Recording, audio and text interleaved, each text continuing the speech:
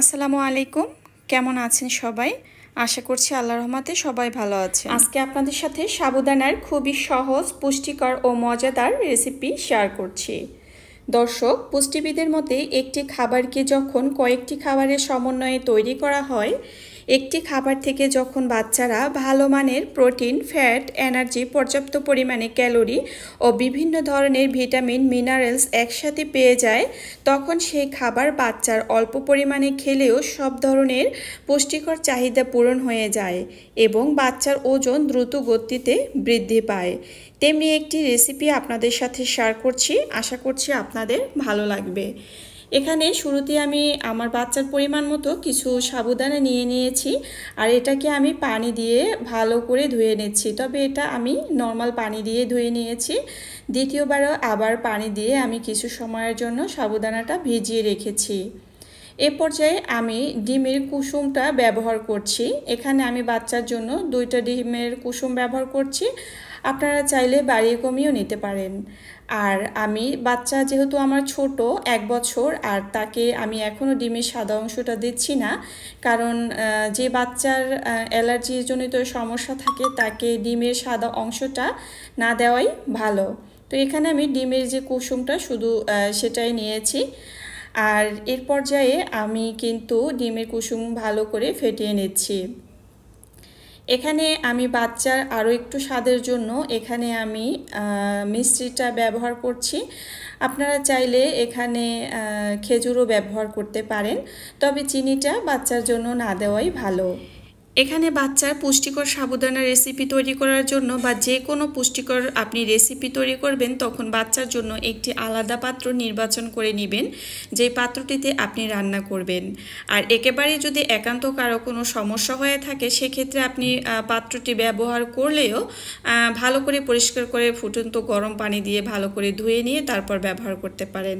যাই হোক, এটা আমি আমার ব্যক্তিগতভাবে আপনাদের একটা আলাদা টিপস দিয়েছি।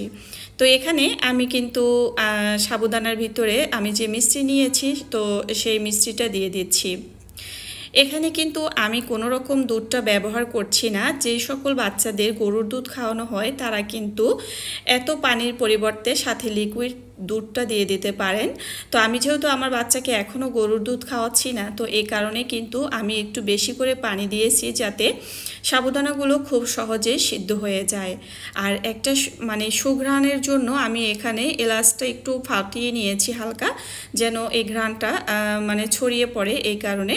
তো এখানে আমি একটা এলাচ দিয়ে দিয়েছি, এতে বাচ্চার খাবারের একটা সুঘ্রাণ এনে দিবে। সাবুদানা পুরোপুরি সিদ্ধ হওয়ার এই পর্যায়ে এসে আমি যে ডিমের কুসুম ফেটিয়ে রেখেছি, তো সেই কুসুম এভাবে এক হাতে দিব আর অন্য হাতে ভালো করে মিশিয়ে দিব, নয়তো দেখা যায় মানে দলা পাকিয়ে যাবে, তাহলে ওই দলাগুলো কিন্তু বাচ্চার মুখে আটকে যাবে। তো অবশ্যই একদিকে এভাবে দিতে থাকবো আর অন্য হাত দিয়ে ভালো করে নাড়তে থাকবো, তাহলে কিন্তু দলা পাকাবার মতো কোনো সমস্যা থাকবে না। আর দুধের কথা যেটা বলতে চেয়েছি, সেটা হচ্ছে যারা বাচ্চাদের ফর্মুলা দুধটা খাওয়াতে চান, যারা বাচ্চাদের ফর্মুলা দুধের ক্ষেত্রে যদি গুঁড়া ব্যবহার করেন, সেক্ষেত্রে রান্না যখন শেষ হয়ে যাবে এমন পর্যায়ে যখন আসবে, এই অবস্থায় আপনারা চাইলে গুঁড়া দুধটা ব্যবহার করতে পারেন। তবে গুঁড়া দুধ মানে যেটা ফর্মুলা দুধ আর কি, ওইটা যদি ব্যবহার করা হয়, তারপরে কিন্তু কোনো রকমই সেই দুধটা জাল করা যাবে না, তাহলে দেখা যাবে সেই দুধের পুষ্টি গুণাগুণ একেবারেই নষ্ট হয়ে যাবে। তো এখানে কিন্তু আমি আমার বাচ্চার জন্য যেভাবে মানে বাচ্চাকে খাওয়াবো বা সে যেভাবে খেতে পছন্দ করে, ঠিক সেভাবে রেখে আমার কিন্তু চুলার আঁচটা অফ করে দিয়েছি। এই তো দেখতে পাচ্ছেন তৈরি হয়ে গিয়েছে বাচ্চার মজাদার পুষ্টিকর সাবুদানার রেসিপি। এটা যেমন বাচ্চার ওজন দ্রুত গতিতে বাড়াতে সাহায্য করে, তেমনি কিন্তু বাচ্চার স্মৃতিশক্তির জন্য খুবই গুরুত্বপূর্ণ ভূমিকা পালন করে।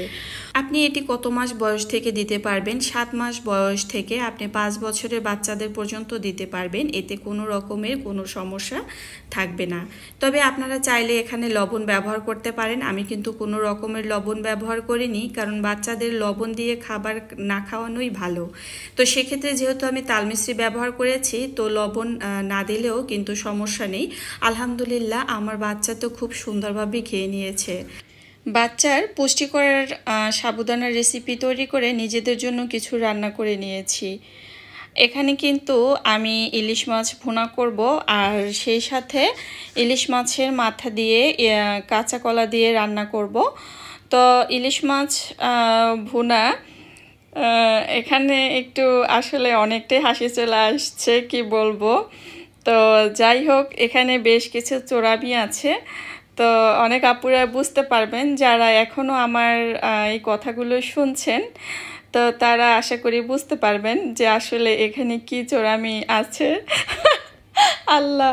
তারপরে যাই হোক, এখানে আমি ইলিশ মাছ ভুনা করে নিচ্ছি, আর আমি এখানে কাঁচা ইলিশ মাছ এটাই ভুনা করব। তো মশলা কষিয়ে আমি এখানে ইলিশ মাছগুলো দিয়ে দিয়েছি।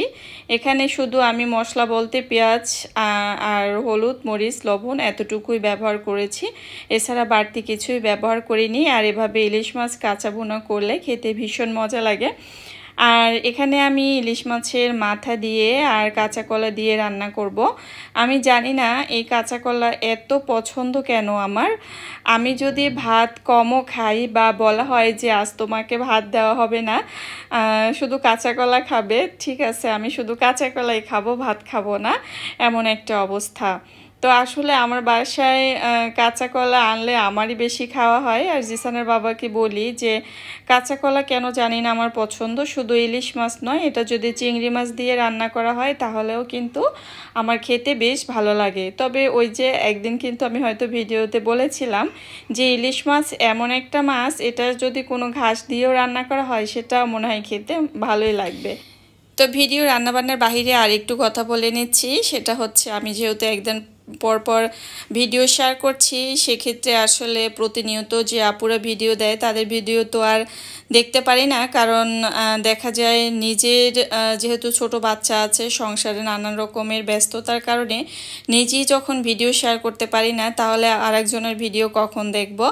তো একদিন পর একদিন ভিডিও দিচ্ছি, আর সেই কারণে স্বাভাবিক একজনের ভিডিও যদি আরেকজন না দেখে তাহলে তো আর কি কারো ভিডিও কারো দেখা হবে না। এই কারণে কষ্ট হলো দেখা। চ্যানেলটা তো মানে চ্যানেলটা যেহেতু আছে এটা তো চালিয়ে নিতেই হবে, এই কারণে আর কি দেখছি আর ভিডিও একদিন পর পর দিচ্ছি। তো ইনশাল্লাহ সবাই ভরসা রাখতে পারেন।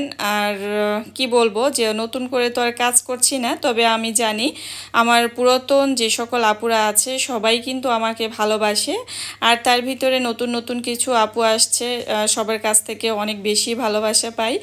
অনেক সময় আপুদের ভিডিও দেখার পরে দেখা যায় টাইম সেট করে দেই, কিন্তু আপুরা ভালোবেসে এমনিতেই বলে যে আপু তোমাকে অনেক বিশ্বাস করি, এই সমস্ত টাইম সেট করার কোনো প্রয়োজন নাই। তো তখন আসলে মনটা খুশিতে ভরে যায়।